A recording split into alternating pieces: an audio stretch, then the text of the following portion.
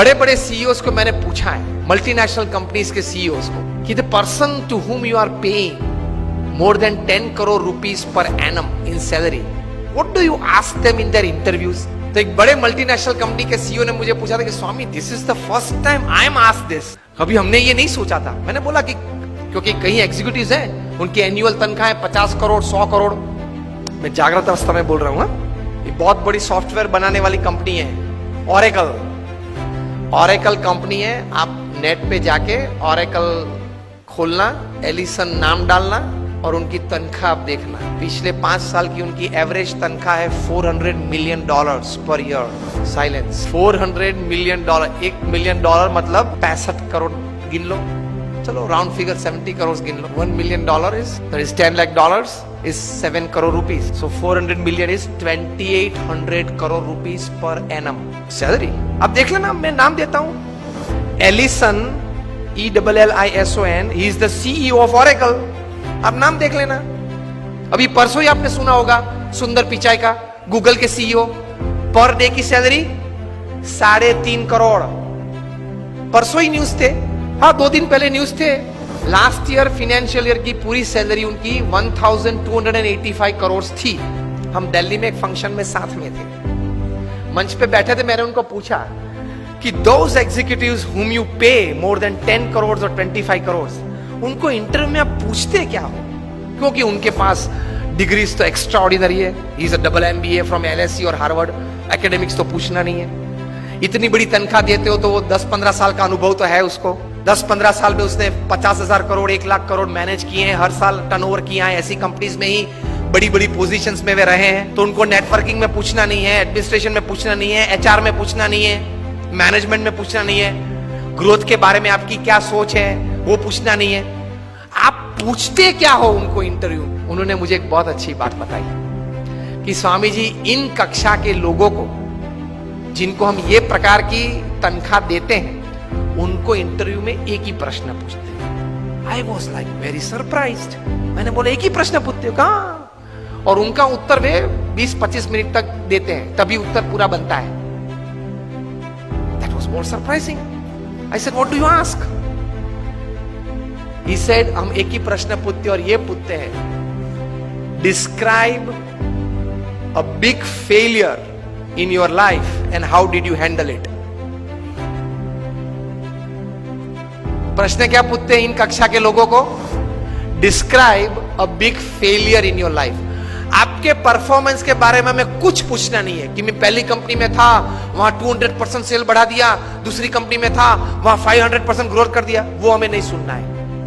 वो था आप लोग सब जो यहां बैठे हो, जो इंटरव्यू वाले देने आए हो, जिनको हम ये तनख्वाह देने वाले, सबके पास ऐसी परफॉर्मेंस स्टोरीज है, ये कॉमन है, ये हमको नहीं पूछना है। पूछना क्या है? Describe a big failure of your life and how did you handle it. Simple. Performance से आपका कैलिबर का टेस्टिंग नहीं होता।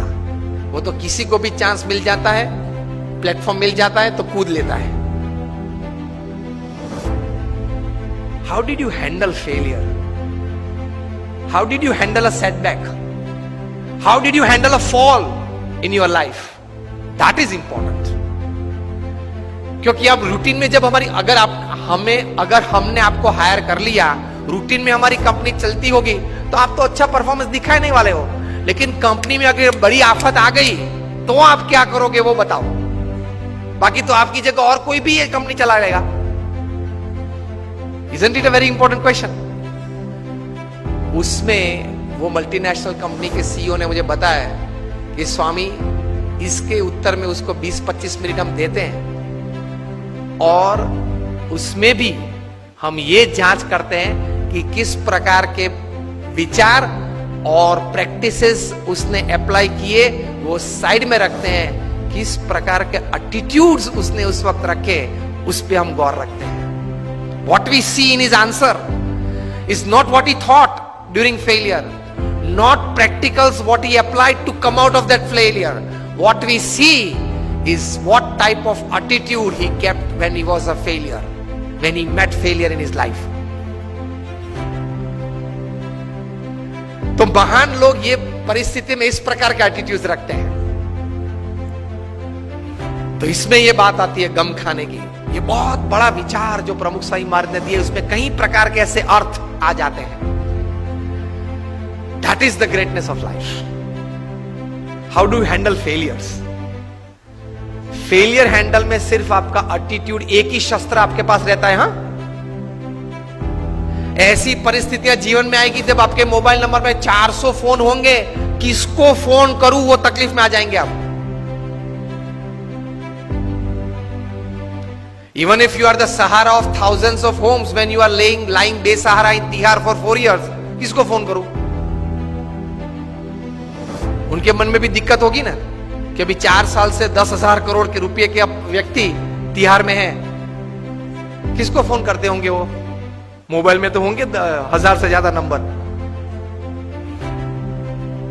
आपके सिटी के, बैंगलोर के किंग ऑफ द स्काईज जब भारत छोड़ना पड़ा, तब भारत का पासपोर्ट नहीं यूज कर पाए, डिप्लोमेटिक पासपोर्ट पे भाग गए ना। अभी वापस लाने की सब प्लानिंग चल रही है, आएंगे शायद, और अगर मुंह खोलेंगे बड़े बड़े तकलीफ में आने वाले हैं।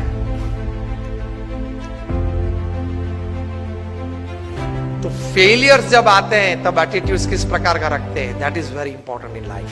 ब्लेम गेम चालू हो जाती है। तो ये व्यक्तिगत जीवन में है। तीसरा एक बात कार्य दृष्टि से, कि कर्म करना हमारा अधिकार है, फल पे हमारा अधिकार नहीं है। If there are 100 things which are in your control that you can effect the end result, there are 1000 factors which are not in your control which can negatively effect the end result. Yes और no? आपने बड़ा अच्छा धंधा चालू कर दिया, लेकिन government की पॉलिसी बदल गई तो? आपने स्टैंड का धंधा चालू कर दिया और गवर्नमेंट ने कैप रख दी, क्या करेंगे? रख दी है, और कहीं कैप्स आने वाली है। मतलब there are thousands of factors which are not in your control which can actually effect the end result. इसलिए श्रीमद् भगवत गीता में भगवान श्री कृष्ण ने लिखा है कि you do your job in the best knowledge and the best practices that you have, and result Lord Krishna says I will decide. आपके पूर्व के जो कर्म हैं, आपने जिस भावना से वो कर्म किया है, जिस स्वार्थ से वो कर्म किया है, जिस एक दोनों को धक्का मार के आगे निकल गए हो, वो सब भी गिनती में तो लेना पड़ेगा ना। वो सब वो हिसाब से फाइनल रिजल्ट आता है। अगर ये बात को समझ ले तो आप कभी डिप्रेशन में नहीं आओगे, कभी स्लीपिंग पिल की आपको जरूरत नहीं पड़ेगी।